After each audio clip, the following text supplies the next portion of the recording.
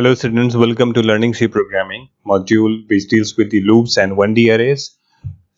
Loops are one of the most important components of the programming language, and loops are something that repeatedly performs a certain set of instructions. Now, how many times the instructions would be repeated will depend on a certain condition. Either I can fix the number of times it can repeat itself, or I can give it a condition that if such and such condition is met, you can stop executing the loops. Let's understand how to write these loops and how does it benefit or shorten the program size that I'm writing. If I want to print the natural numbers from 1 to 5 specifically, then in that program I will be requiring a variable that stores the initial value as 1, and then I print the value of that variable using a printf statement, and 1 would be printed, and then I will be incrementing the value of c and printing again, and this time c will be incremented to 2 over here. The value 2 would be printed. Similarly, C++, the value of C will become 3, and 3 will be printed, 4 and 4 will be printed, then increment it to 5 and 5 will be printed. So this way you can print the value from 1 to 5. But here you will observe that the printf statement and C++ statement something that is repeating itself. For a small program like printing number from 1 to 5, it is easy, you can write it down. But suppose if you want to print a number from 1 to 10,000, then you won't be repeating the same instruction 10,000 times. Rather, you would be looking for a certain syntax or construct provided by the programming language, which in one line can give the instruction to the compiler to execute a set of statements multiple times, and that is what is called as loops basically. So these repetitive instructions will be enclosed within the loop for execution. These loops are of three types: the for loop, the while loop, and do while loop. Let's try to write this program using the for loop first, and then we'll see how to write with the other loops as well. So for loop, there is a slight change in the program, that instead of initializing the value, I am just declaring the variable c. And then there is this for loop. For loop consists of basically three sections. Each section is separated by a semicolon. So this is expression 1, expression 2, and expression 3. The first section is called as initialization. So if you know which is the starting point of your loop, from what value should it start, then you can write it in the initialization section. If you know where your program ends or where that loop ends, so this is your condition that tells you that if this condition becomes false, you will stop the execution of the for loop. And the last section is your increment or decrement expression. Now this increment or decrement expression tells you that after every cycle, how is the value of c increasing or decreasing. Now it is not necessary that every time C++ should be written. C++ means C equals to C plus 1 basically. But you can even write C equals to multiply by 2. You can also write C equals to C plus 5 or any other value. So it can be any arithmetic expression that could be written over here. So the execution of this would be that the control comes to the for loop. The first thing it does is it initializes the value of C. So this is the first step. Once the value has been initialized to 1, the second job would be to go to the condition and check whether the initialized value is less than 5 or not. So 1 is less than or equals to 5. So the condition is true. Step number 3 would be that you go into the body and execute the set of instructions that are given over there. Once that job is done, you go back to the loop at this point. So this is your fourth step.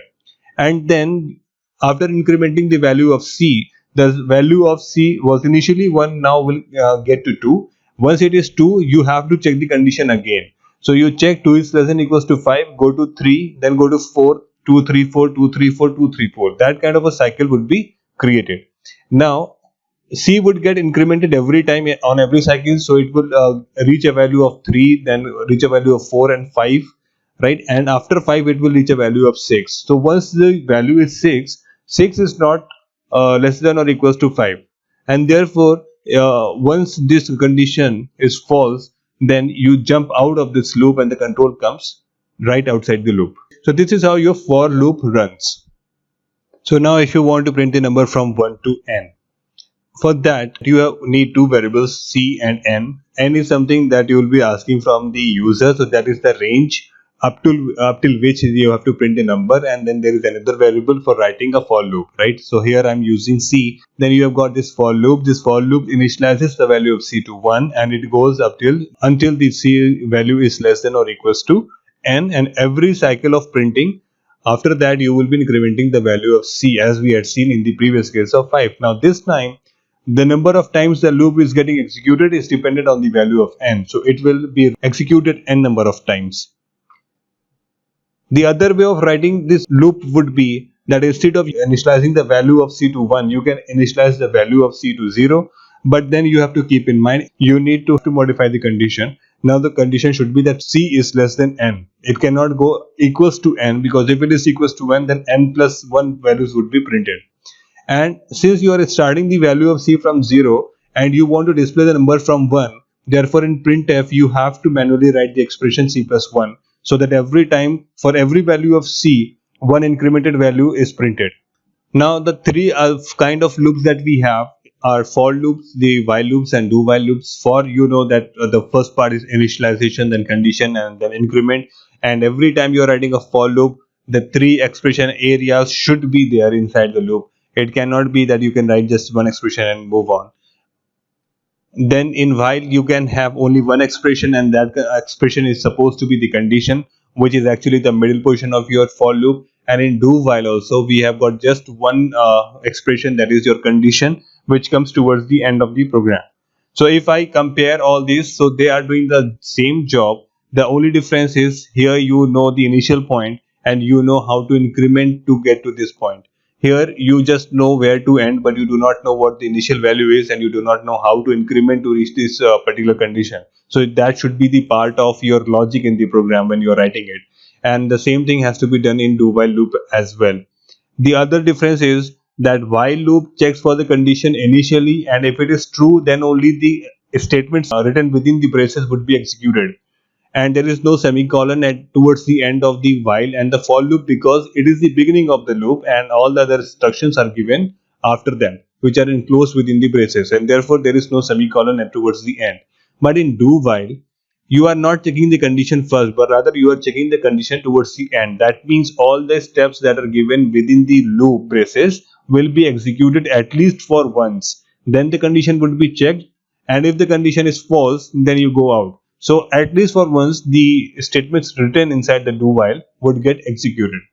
Now you will see that while always ends with a semicolon, and the reason is that all the steps that are to be part of do while are already written before while. So while is the last part of that loop, and therefore it should terminate with the semicolon.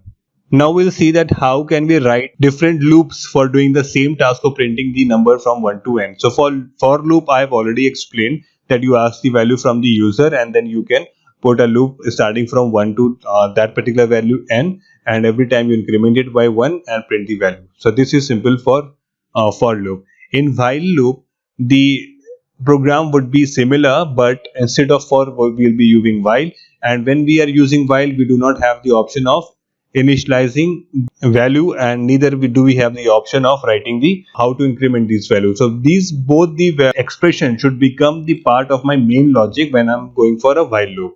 Therefore see the difference, that here I had simply declared the value of I, here I have initialized the value of I, so that it compensates for the initialization condition. And then we have got this while and the condition within. This is exactly what I've written in the condition section of the for loop, and that could be copied directly. And then you printf statement as you have written in the for loop, and since increment is also not part of the syntax of writing loop, therefore as it has to be included within the loop itself. So now the initial value is 1, 1 is less than or equals to n, go inside, print the value, increment the value of I, go back and check if I is still less than or equals to n. If it is yes, print, increment, go back, check, print and increment. So this way the while loop works. And if you want to write the same program in do while loop, then also you will have to include printf and I++ as your programming logic within the loop, because in do while also you can only write the condition with the syntax, and all other increment and initializations have to be done as a logic part in your program.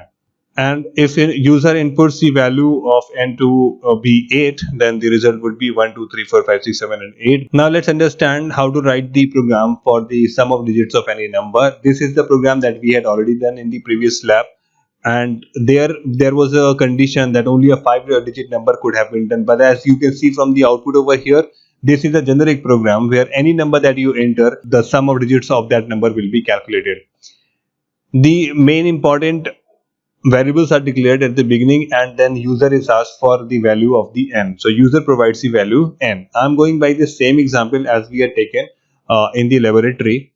So the example, suppose the value entered by the user is n equals to 1, 2, 3, 4, and 5. The logic is that you have to extract the last element first, and for that this remainder modulus operation comes handy. So REM is equals to 1, 2, 3, 4, 5 mod 10 is what this expression says, and the result is 5. So you have got 5, that is the last digit, and then SOD, that is sum of digit, is equals to 0 initially, and after executing this statement the SOD becomes SOD equals to 0 plus 5 is equals to 5, because 5 is the remainder value that we have calculated. Then n equals to n upon 10 means that I am reducing the value of n by a factor of 10. So this pretty much means that I am dividing 1, 2, 3, 4, 5 by 10, which gives me the result as 1, 2, 3, 4.5. And since n is declared as an integer value, the floating point portions would be discarded. So now the value left with me is 1, 2, 3, 4. And the similar set of statements will be repeated again. Again, you will be calculating the remainder, and this remainder is now 1, 2, 3, 4 mod 10, because the value of n has changed over here, and now you are getting 4 as remainder value. So you have got the second last digit, right? And now you should add that second last digit. So second last digit that you have calculated is in rem. The previous value of SOD is 5, so SOD is 5 plus 4 equals to 9, and then again you reduce n by a factor of 10, and this way you are repeating this set of instructions over and over again. But how many times should you do this? If I am saying that you can only enter a 5-digit number, that means 5 times this has to be executed. But if it is a long number of 7-digit, then it has to execute 7 times. So somehow it is dependent on the value of the n. So, and how is n changing? It is changing by a factor of 10 every time. Eventually the ending point of n would be that n would become 0, and that is where you have to end. Therefore the condition that you would be writing over here is that do these many steps while the value of n is greater than 0.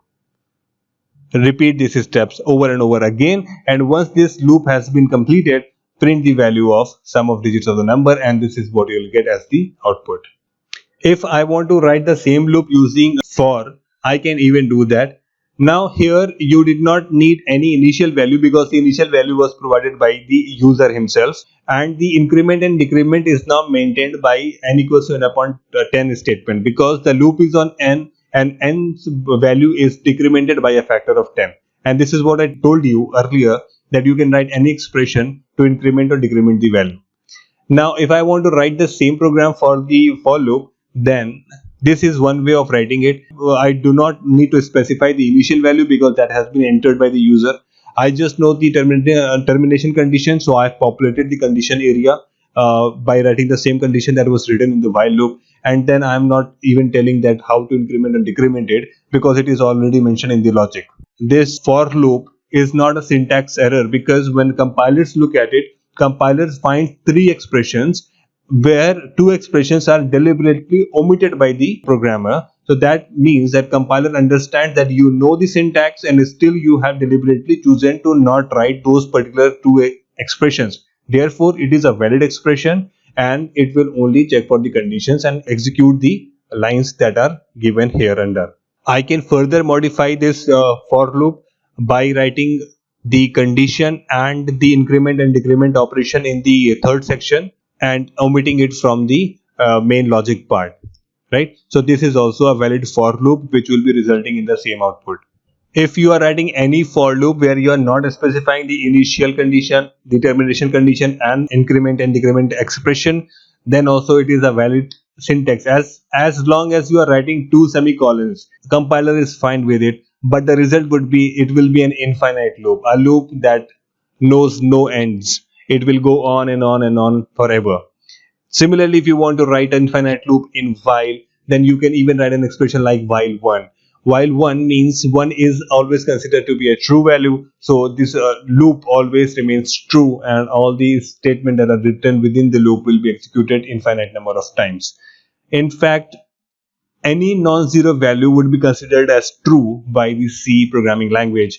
If you want to write a false value, then while 0 should have been written over here. So 0 is false and every other value, every non-zero value is true in C programming language. And similarly, if you want to write an infinite loop in do while, then do braces and while one could be one of the conditions. Is this a right way of writing the while loop? Yes, it is correct, because it is again a non-zero value. Don't look whether it is positive or negative. It is non-zero, so it is supposed to be true, and this is again an infinite loop. You can have multiple conditions written, like you want your loop to be executed only if the value of I is greater than 5 and the value of j is less than 10. So air double ampersand is equals to logical and, that you must have already studied in the operator section. So you can club these two conditions together by using the logical and or and not operations. Similarly, you can write the logical and condition in the while section as well. So this also gets executed when both the conditions hold true. And you can even have a combination of these logical and or operations. So you can have any combination of expression based on the logic that is required in your program, in the task that you are performing. Let's understand what arrays is. If I want to have a multi values in the variable, so one way of writing the program could be that you take a variable and initialize the value by some value like 45 I have taken here for example, and then again initialize the value by 40 and try to print the values of the marks underscore phy. Now when you are printing the value, you would see that the result would be 40. Why? Because initially you have taken the value to be 45 and later on you have overwritten the value by a new value that is 40. So last value that you have initialized would be the value of the marks. That means this variable marks underscore phy cannot hold more than one value. If you are initializing it with any other value, then the previous value would be overridden. But you want to have a variable which holds many values of the same type, same integer type. So that kind of a data structure is called as the array. So data structure that can store sequential collection of homogeneous elements. Homogeneous means that all the elements that are represented by a particular variable array, if it is integer type, then all the elements would be integer type. If it is float type, then all the elements would be float type. So if I want to have that kind of an element, that kind of a variable that represents an array, then look at this program. Here you can initialize by writing that int marks underscore 5, which was written over here as well, and then a square bracket and the value 5. This means that now the variable marks underscore phy will be holding 5 values with itself, and all the values will be of integer type. And in order to access these values, there will be some indexing done, as you can see in the diagram over here. So 5 value space, each block is of the size of the integer. Each one of them can hold a different integer value. Each of them is represented by the same name, that is marks underscore phy, but the differentiation is with the index values that they get. So if you are saying marks phy 0 is equals to 45, that means the first index would be written with the value 45. When you are writing marks phy 1 is equals to 40, that means index 1 is the place where 40 would be written. And similarly, you can populate the remaining cells as well. When you want to display these results, you can write a simple printf statement and look at the output. The output here is marks 1 equals to 45 as written over here, and marks 2 is equals to 40 as written over here in the message. The first one is taking the value from the index value 0, and the second one is taking the value from index number 1. But if you have got an array of suppose 40 students of the laboratory that we have currently, if you want to display the marks of all such students, so the size here that you will be writing is 40, and then you will be populating the values for all 40 students. So basically you will have to repeat these statements over and over again and again. These are simple initializations that are hard coded into the code itself. You want user to enter these values, right? And then you want to display them. So how to write a program for that? I'm going by the value 5 itself. I'm not taking a large input because I have to show the output also. This is the array declaration. Again, as we have seen in the previous diagram, 5 elements array space would be created by the name of the marks underscore phy and separated by the index values. Index values always start with the value 0 and goes up till n minus 1. So if it is n, it should be n minus 1, right? Now for entering the elements, I can write a for loop which starts from 0. See, the initial point of my index is 0, therefore for loop should start with a 0, and it should go until the value of I is less than 5, which is correct because the last value that you will be getting is 4. And every time you go and display a message onto the screen, then enter the marks, and I have written I plus 1. Why? Because logically within the memory it is at the index 0 that the value is written, but to the user I want to display the message that you have to enter the first value, therefore I am writing I plus 1 over here. So such kind of a message would be displayed that enter marks 1, and suppose user enters 35, so 35 is something that will be written at the index 0, right? And this is scanf would be taking asking the value and storing at the required location. Similarly, when you go back I plus plus, I becomes 1, 1 is less than 5, you go and print the value enter marks of 1 plus 1, that is 2, so enter marks 2. And then if you enter 38, then 38 would be written on the index number 1, and this loop will go on and ask the values, and every time suppose you are entering 45, 33, 44, 48, then this is how the array gets populated onto the memory. And if you want to display this array, then again you can write a loop starting with the index 0 and going up till less than 5, or the size of the array, and every time you are reprinting the value that marks percent d equals to percent d, where first percent d is representing which mark are you displaying, that is marks 1 or 2 or 3 or 4, and then the second percent d will be taking the value from the array itself, marks underscore phy. So it starts with the 0, the 0 index value 35, and then 38, 45, 33, 48 would be displayed onto the screen. There are other ways of initializing the array. If you are not asking it from the user, you can even write int num is 6 equals to 2, 4, 12, 5, 45 and 5. This is also a valid way of doing it, but here you have to give the values by yourself. The programmer gives the value and you are not asking the value from the user. So it is always recommended that you go and write the program asking the values from the user using the scanf. But sometimes if you want to hard code, you can even go by the initialization of the arrays. Now when you are initializing the array, it is not mandatory that you give the size of the array. Even if you are leaving it blank, as I have left it blank in these two examples, no problem, the compiler would look at the size of the array from here and initialize an array of that size onto the memory. So these are the ways in which you can initialize the array as well. Break statement is another very important statement in the for loop. What it does is that it makes you jump out of the loop, and this break is generally written with an if condition. So let's try to figure out how break works with the help of this program. So here this loop goes on for 10 number of times, right? And every time the value of I is incremented by 1. So it goes from 1, 2, 3, 4, 5, 6, 7, 8, 9 and 10. If I is equals to 5, so in the first condition the value of I is 1. I equals to 1 is the initial condition. I is equals to 5, no, so you don't execute this statement. Now you will observe that here I have not put the curly braces. I have that option. If I am writing just one statement within the if or for loop, I may not write braces, but it is recommended that you write the braces, right?